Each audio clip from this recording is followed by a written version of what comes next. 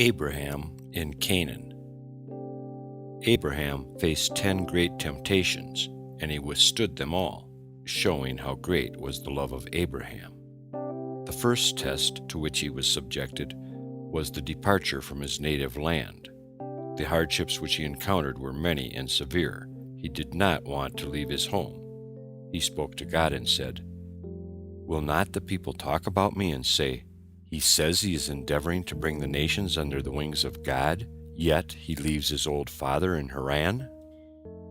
But God answered him and said, "Dismiss all care concerning your father and your kinsmen from your thoughts. Though they speak words of kindness to you, yet they are all of one mind, to ruin you." Then Abraham left his father in Haran and traveled to Canaan, accompanied by the blessing of God, who said to him, "I will make you a great nation. I will bless you and make your name great. It will be spoken to the end of the age." These 3 blessings were to counteract the evil consequences which, he feared, would follow emigration. For traveling from place to place interferes with the growth of the family. It lessens one's substance, and it diminishes the pleasures one enjoys. The greatest of all blessings, however, was the word of God, "And be you a blessing." The meaning of this was that whoever came in contact with Abraham was blessed. Even the mariners on the sea were in debt to him for prosperous voyages. Besides, God held out the promise to him that in time to come his name would be mentioned in the benedictions. God would be praised as the shield of Abraham, a distinction accorded to no other mortal except David. But the words, "And be you a blessing," will be fulfilled only in the future world, when the seed of Abraham shall be known among the nations, and his offspring among the peoples as the people which the Lord has blessed. When Abraham first was told to leave his home, he was not told to what land he was to journey, so all the greater would be his reward for executing the command. For he said, "I am ready to go wherever you send me." The Lord then told him to go to a land where he would reveal himself, and when he went to Canaan later, God appeared to him, and he knew that it was the promised land. On first entering Canaan, Abraham did not yet know that it was the land appointed as his inheritance. Nevertheless, he rejoiced in it. In Mesopotamia and in Aram Naharaim, the inhabitants of which he had seen eating, drinking, and acting wantonly, he had always wished, "Oh, that my life may not be in this land." But when he came to Canaan, he observed that the people devoted themselves industriously to the cultivation of the land, and he spoke, "Oh, that my life may be in this land." God then spoke to him and said, "To your descendants I will give this land."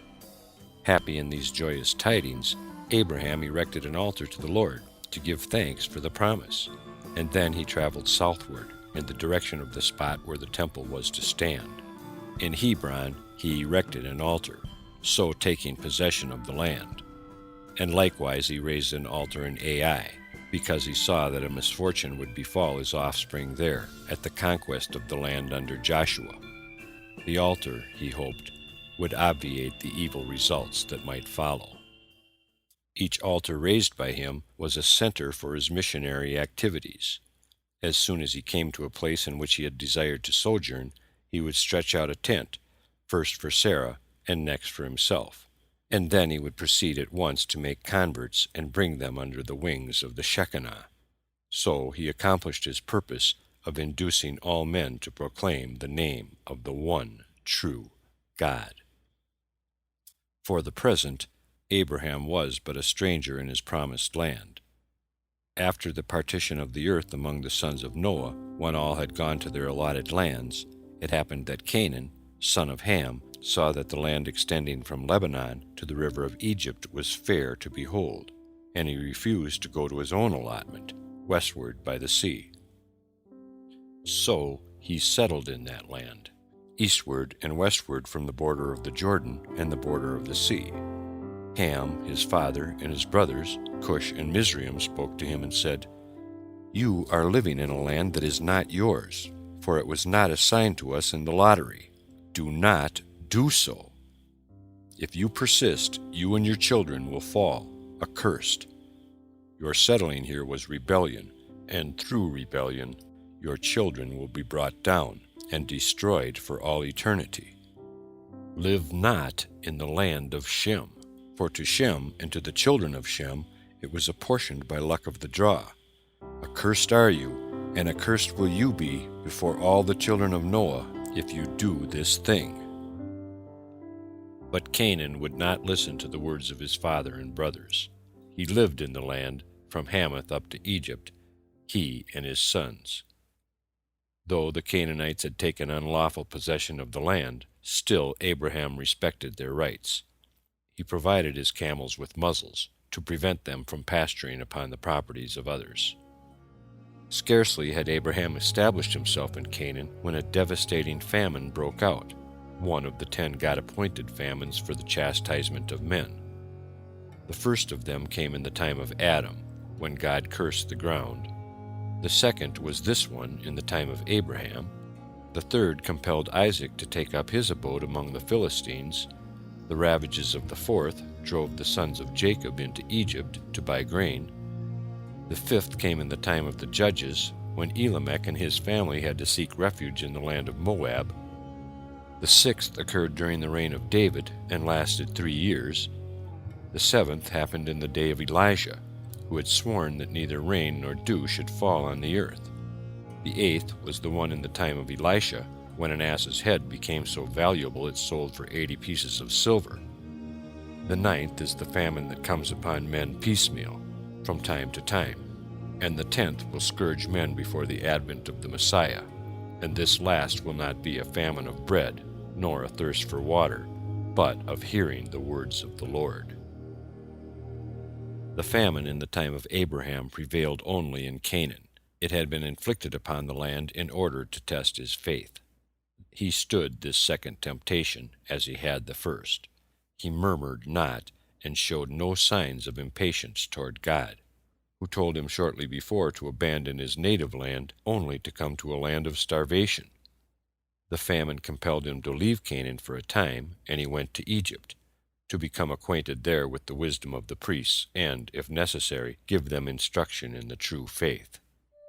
On his journey from Canaan to Egypt, Abraham first observed the beauty of Sarah. Chaste as he was, he had never really looked at her. But now, when they were wading through a stream, he saw the reflection of her beauty in the water, like the brilliance of the sun. Then he spoke to her and said, "The Egyptians are very sensual. I will put you in a casket, that no harm befall me on account of you." At the Egyptian border, the tax collectors asked him about the contents of the casket, and Abraham told them he had barley in it. "No," they said, "it contains wheat." "Very well," replied Abraham, "I am prepared to pay the tax on wheat." The officers then hazarded the guess, "It contains pepper."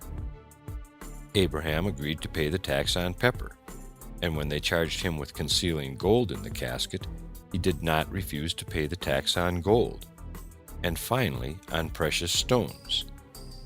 Seeing that he demurred at no charge, however high, the tax collectors, now made thoroughly suspicious, insisted on his opening the casket and letting them examine the contents.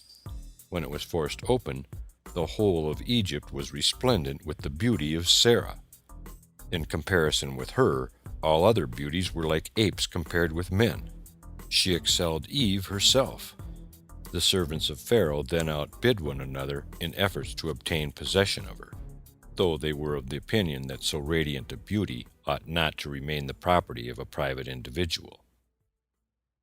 They reported the matter to Pharaoh, and he sent an armed force to bring Sarah to the palace. And so bewitched was he by her charms, that those who had brought them the news of her were loaded down with bountiful gifts. Amid tears and in distress, Abraham offered up a prayer of discontent. He entreated God in these words, "Is this the reward for my confidence in you? For the sake of your grace and your loving kindness, let not my hope be put to shame." Sarah also implored God, saying, "O Lord, You told my lord Abraham to leave his home, the land of his fathers, and journey to Canaan, and you promised good to him if he fulfilled your commands. Now we have done as you commanded us. We left our country and our families, and we traveled to a strange land, to a people we knew nothing about. Then we came here to save our people from starvation, and now this terrible misfortune has come on us. O Lord, help me and save me from the hand of this enemy, and for the sake of your grace, show me good." An angel then appeared to Sarah while she was in the presence of the king, who could not see the angel, and he told her to take courage, saying, "Do not fear, Sarah, for God has heard your prayer." The king questioned Sarah regarding the man she was with, and Sarah called Abraham her brother. Pharaoh promised to make Abraham great and powerful, to do for him whatever she wished. He sent much gold and silver to Abraham, and diamonds and pearls, sheep and oxen, men slaves and women slaves. Also, he assigned a residence to him within the precincts of the royal palace. In the love he bore Sarah, the king wrote out a marriage contract deeding to her all he owned in the way of gold and silver, and men slaves and women slaves, and the province of Goshen besides, the province occupied in later days by the descendants of Sarah, because it was their property. Most remarkable of all, he gave her his own daughter, Hagar, as slave, for he preferred to see his daughter the servant of Sarah rather than reign as mistress in a different harem. His free-handed generosity availed him nothing. During the night, when he was about to approach Sarah, an angel appeared, armed with a stick, and if Pharaoh but touched Sarah's shoe, the angel planted a blow upon his hand, and when he grabbed her dress, a second blow followed. At each blow he was about to deal, the angel asked Sarah whether he should let it descend, or if she wanted to give Pharaoh a moment to recover himself. He waited, and did as she desired. Then another great miracle came to pass. Pharaoh and his nobles and his servants, the very walls of his house and his bed, were afflicted with leprosy, and he could not indulge his carnal desires. This night was the night of the 15th of Nisan, the same night that God visited the Egyptians in a later time in order to redeem Israel, the descendants of Sarah. Horrified by the plague sent upon him, Pharaoh inquired how he could rid himself of it. He applied to the priests, who told him the true cause of his affliction, which was verified by Sarah. He then sent for Abraham and returned his wife to him, pure and untouched, and excused himself for what had happened, saying he had only the intention of connecting himself in marriage with Abraham, who he had thought to be the brother of Sarah. He bestowed rich gifts upon the husband and wife, and they departed for Canaan, after a 3-month stay in Egypt. Arrived in Canaan, they went to the same night shelters at which they had rested before, in order to pay their accounts, and also to teach by their example that it is not proper to seek new quarters unless one is forced to it. Abraham's travels in Egypt were a great service to the people of the country, because he had demonstrated to the wise men of the land how empty and vain their views were, and also he taught them astronomy and astrology, unknown in Egypt before his time. The first Pharaoh. The Egyptian ruler, whose meeting with Abraham had proved such an amazing event, was the first to use the name Pharaoh. The succeeding kings were named so after him. The origin of the name is connected with the life and adventures of Rachion, have-not, a man wise, handsome, and poor, who lived in the land of Shinar. Unable to support himself in Shinar, he decided to go to Egypt, where he expected to display his wisdom before the king, Asherwath, the son of Anam. Perhaps he would find grace in the eyes of the king, who would then give Rachion the opportunity of supporting himself and rising to be a great man. When he reached Egypt, he learned that it was the custom of the country for the king to remain in seclusion, in his palace, removed from the sight of the people. Only on one day of the year he showed himself in public, and received all who had a petition to submit. Richer by disappointment, Rachion knew not how he was to earn a living in the strange country. He was forced to spend the night in a ruin, hungry as he was.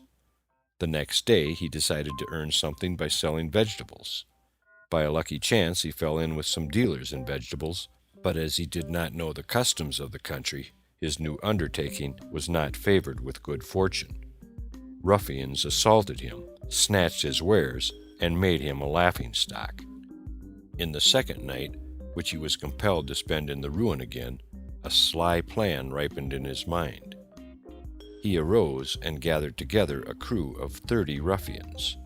He took them to the graveyard and told them, in the name of the king, to charge 200 pieces of silver for every body they buried for funerals.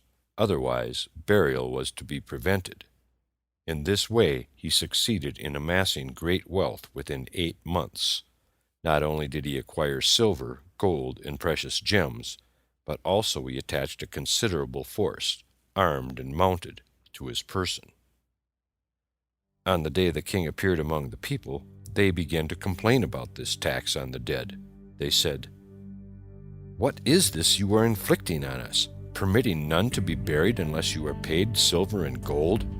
Has a thing like this come to pass in the world since the days of Adam, that the dead should not be buried unless money be paid?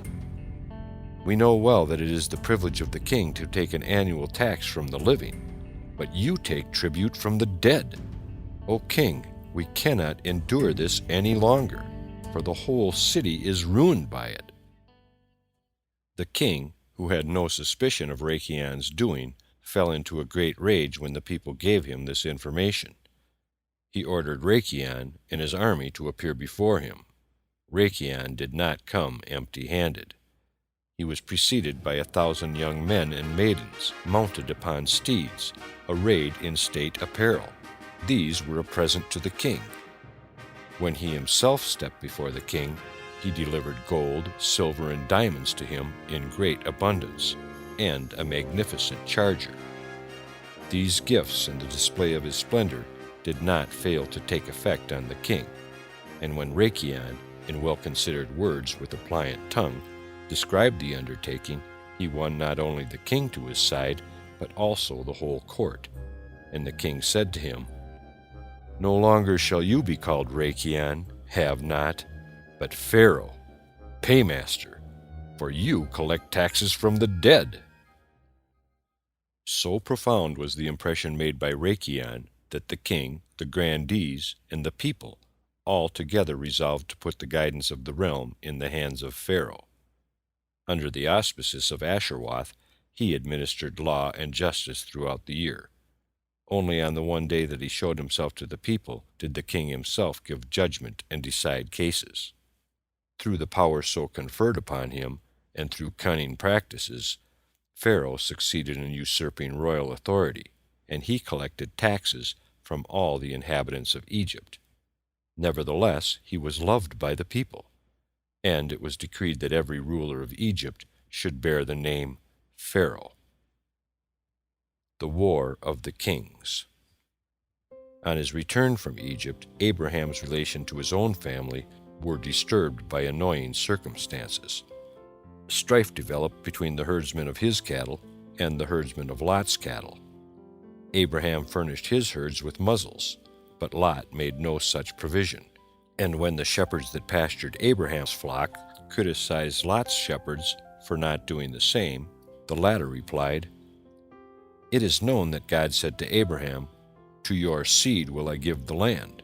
But Abraham is a sterile mule. Never will he have children. Soon he will die, and Lot will be his heir. So the flocks of Lot are but consuming what belongs to their master." But God spoke, "Truly, I said to Abraham I would give the land to his seed, but only after the 7 nations shall have been destroyed from out of the land. Today the Canaanites are in it, and the Perizzites. They still have the right of habitation." Abraham called his nephew Lot to account for his unbecoming behavior, but it was in vain. Lot would not repent. Abraham then decided that he would have to part from his kinsman, though he should have to compel Lot by force. Lot then separated himself not just from Abraham, but from the God of Abraham also, and he went to a district in which immorality and sin reigned supreme, which is why punishment overtook him, for his own flesh seduced him later to sin. God was displeased with Abraham for not living in peace and harmony with his own kindred, as he lived with the rest of the world. God was also angry that Abraham was accepting Lot tacitly as his heir, though he had promised him in clear, unmistakable words, "To your seed will I give the land." After Abraham had separated himself from Lot, he received the assurance again that Canaan would belong to his seed, which God would multiply as the sand on the seashore. And as the earth is blessed only when it is moistened with water, so his offspring would be blessed through the Torah, which is likened to water. And as the earth endures longer than metal, so his offspring would endure forever, while the heathen would vanish. But as the earth is trodden upon, so his offspring would be trodden upon by the nations. The departure of Lot had serious consequences, for the war waged by Abraham against the four kings is intimately connected with it. Lot desired to settle in the well-watered circle of the Jordan, but the only city of the plain that would receive him was Sodom, the king of which admitted him out of consideration of his uncle, Abraham. The 5 impious kings then planned to make war upon Sodom on account of Lot. After that victory, they would advance upon Abraham. For one of the 5, Amraphel, was none other than Nimrod, Abraham's old enemy. The immediate occasion of the war was this. Chedorlaomer, one of Nimrod's generals, rebelled against him after the builders of the tower were dispersed, and he set himself up as king of Elam. Then he subjugated the Hamitic tribes living in the 5 cities of the plain and made them tributary. For 12 years they were faithful to their sovereign ruler, Chedorlaomer, but then they refused to pay the tribute, and they persisted in their insubordination for 13 years. Making the most of Chedorlaomer's weakened condition and embarrassment, Nimrod led a host of 7,000 warriors against his former general. In the battle, Nimrod suffered a disastrous defeat. He lost 600 of his army, and among the slain was his own son, Mardon. Humiliated, he returned to his country and was forced to acknowledge the reign of Chedorlaomer, who now proceeded to form an alliance with Arioch, king of Elazar, and Tidal, the king of several nations, the purpose of which was to crush the cities of the circle of the Jordan. The united forces of these kings, numbering 800,000, marched upon the 5 cities, subduing whatever they encountered on their way, even annihilating the descendants of the giants. Fortified places, unwalled cities, and flat, open country all fell in their hands. They pushed on through the desert as far as the spring issuing from the rock of Kadesh, the spot appointed by God as the place of pronouncing judgment against Moses and Aaron on account of the waters of strife. Then they turned toward the central portion of Palestine, the country of dates, where they encountered the 5 godless kings, Bera, the villain, king of Sodom, Bersha, the sinner, king of Gomorrah, Shinab, the father-hater, king of Admah, Shemeber, the voluptuary, king of Zeboiim, and the king of Bela, the city that devours its inhabitants. The 5 were routed in the fruitful valley of Siddim, the canals of which later formed the Dead Sea. So they all fell before Chedorlaomer. And the kings fell into the slime pits and stuck there. Only the king of Sodom was rescued, miraculously, for the purpose that he might convert those heathen to faith in God, that had not believed in the wonderful deliverance of Abraham from the fiery furnace. The victors ransacked Sodom of all its goods and warehouses, and took Lot, boasting, "We have taken Abraham's nephew captive," so betraying the real object of their undertaking, their hatred of and desire to strike Abraham.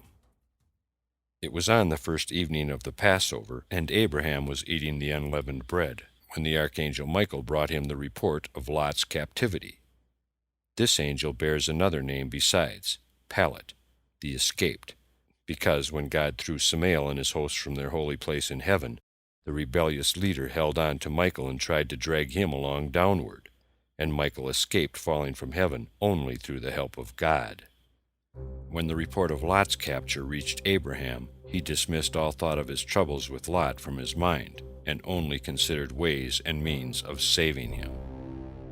He gathered his followers, who he had taught the true faith, and all that considered themselves of his tribe. He gave them silver and gold, saying at the same time, "We go to war for the purpose of saving human lives. Therefore, do not gaze your eyes on money, for here lie gold and silver that I give you." Furthermore, he admonished them, "We are preparing to go to war. Let none join us who has committed a sin and fears that divine punishment will fall on him." Alarmed by his warning, not one would obey his call to arms. They were fearful on account of their sins. Eleazar alone remained with him. Therefore God spoke and said, "All abandoned you except Eleazar. Truly, I shall invest him with the strength of the 318 men whose aid you sought in vain." The battle fought with the mighty hosts of the kings, from which Abraham emerged victorious, happened on the 15th of Nisan, the night appointed for miraculous deeds. The arrows and stones hurled at him came to nothing, but the dust of the ground, the chaff, and the stubble, which he threw at the enemy, were transformed into death-dealing javelins and swords. Abraham became as tall as 70 men set on end, marched forward with giant strides, each of his steps measuring 4 miles, until he overtook the kings and annihilated their troops. Further he could not go, for he had reached Dan, where Jeroboam would once raise the golden calves, and on this ominous spot Abraham's strength diminished. His victory was possible only because the celestial powers took his side. The planet Jupiter made the night bright for him, and the angel Layla, by name, fought for him. In a true sense, it was a victory of God. All the nations acknowledged this, and they fashioned a throne for Abraham, erecting it on the field of battle. When they attempted to seat him upon it, amid exclamations of, "You are our king, you are our prince, you are our God," Abraham warded them off and said, "The universe has its king, and it has its God." He declined all honors and returned to each man his property. Only the little children he kept for himself.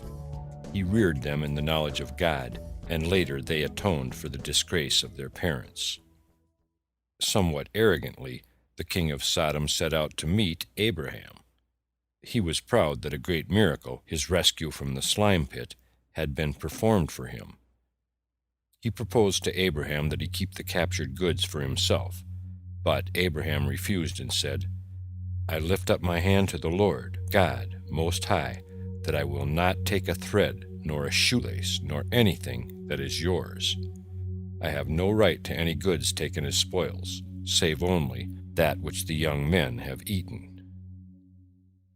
In spite of his great success, Abraham nevertheless was concerned about the matter of the war.